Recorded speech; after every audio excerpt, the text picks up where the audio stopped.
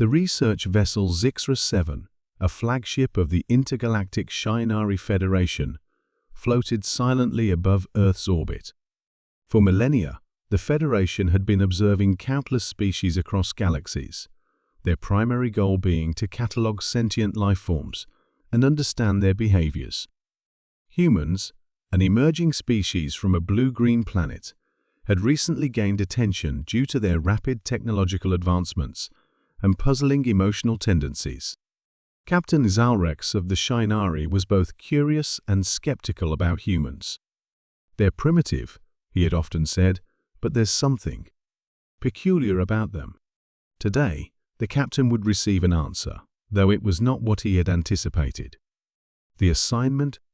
Zalrex had assembled a team of elite exonobiologists, led by the brilliant but eccentric Dr. Yorlak, whose fascination with mammalian reproduction bordered on obsession. Humans exhibit strange patterns of bonding and physical intimacy. Yorlak explained in his usual dramatic tone during the briefing. They engage in reproductive acts far beyond necessity. This defies evolutionary efficiency. The captain frowned, his purple tendrils twitching. "You mean to say they reproduce without purpose?" Yorlak hesitated. "Not exactly. Well, the data suggests they do it for pleasure." The room erupted into murmurs. The concept was alien, literally, to the Shinari, a species that reproduced through genetic synthesis chambers, viewing physical mating as archaic and unnecessary. "Then we must investigate," Zalrex declared. "Deploy the research drones. I want live data."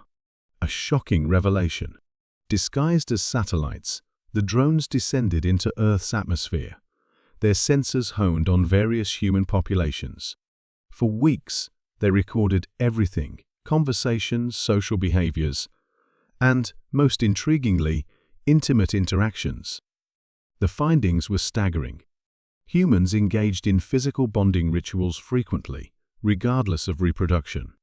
They seemed to derive immense satisfaction from the process, often accompanied by laughter, passion, and even music. The concept of love, a term repeated across multiple languages, was central to their behavior. Dr. Yorlak was flabbergasted. "They willingly endure physical exertion for non-reproductive purposes?" "Not just willingly," interjected Analyst Sprith.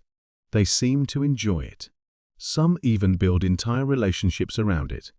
They write songs, poems, and visual media dedicated to this act." The captain, who'd been reviewing a human film labeled romantic comedy, stared in disbelief at the screen. "They celebrate this?" Yorlak nodded grimly. "Not only celebrate it, but prioritize it. Their cultural structures are deeply intertwined with this phenomenon." A closer encounter. Determined to confirm the findings, the crew decided to conduct a closer study. Zalrex authorized a field mission to capture a human subject for direct observation. The task fell to First Officer Threx, who prided himself on discretion. Threx's target was a man named Ethan Brooks, a software engineer living in New York City. Ethan, oblivious to the intergalactic surveillance, was walking home one evening when a bright beam of light enveloped him. Moments later, he found himself aboard the Zixra-7, staring at three towering bioluminescent beings with shimmering scales. Where am I?" Ethan stammered. "Greetings, human," Zalrex said in his most authoritative tone. "You have been selected for an important study. We mean you no harm." Ethan blinked. "Study? What kind of study?" Yorlak stepped forward, holding a glowing device that translated his words into Ethan's language. "We seek to understand your species' peculiar obsession with mating." Ethan's face turned red. Excuse me? You mate for reasons beyond reproduction," Yorlak continued, oblivious to Ethan's discomfort. "This behavior is unprecedented among advanced species. We must know why." The human perspective. After several hours of increasingly awkward questioning, Ethan began to relax. The aliens, while intimidating, seemed genuinely curious rather than hostile. He decided to explain. "Well," Ethan began, "it's not just about reproduction. It's about connection. Pleasure is part of it, sure, but it's also how we show love, trust, and intimacy." "Love," Orcs repeated, his tendrils twitching. "Define this. Love." Ethan struggled. "It's complicated. It's a feeling, a deep bond with someone. It makes life richer, more meaningful. Love can inspire us to create, to endure hardships, to do amazing things." Yolak looked skeptical. "And you achieve this love through physical mating?" "Not just that," Ethan clarified. "It's emotional too. Physical intimacy is one way we express it, but it's not the only way. It's special." The aliens exchanged puzzled glances. For a species that viewed emotions as secondary to logic, the human explanation was baffling. A galactic debate. The findings from Ethan's interview sent ripples through the Shinari Federation. The council convened an emergency session to discuss the implications of this discovery. "This changes everything," declared Elder Zin, an ancient Shinari philosopher. "Humans have unlocked a form of connection we've overlooked." "Or perhaps," countered scientist Frau, "their behavior is an evolutionary flaw.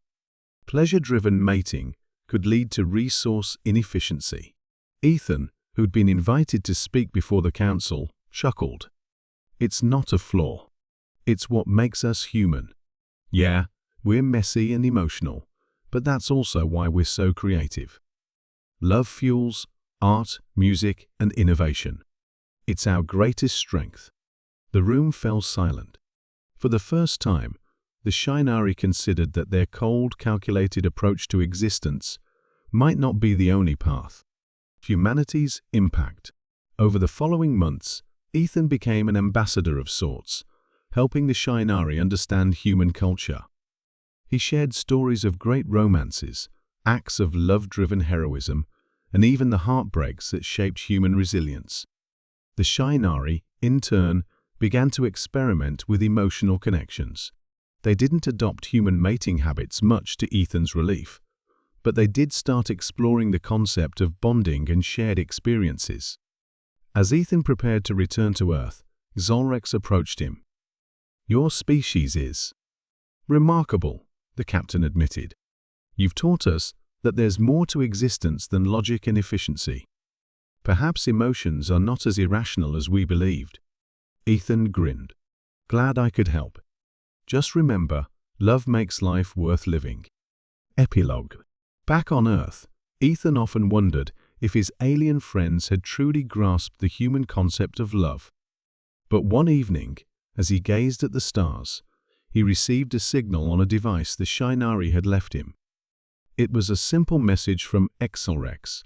"We are learning to feel. Thank you, human." Ethan smiled. Humanity, in all its flawed and chaotic glory, had left an indelible mark on the galaxy.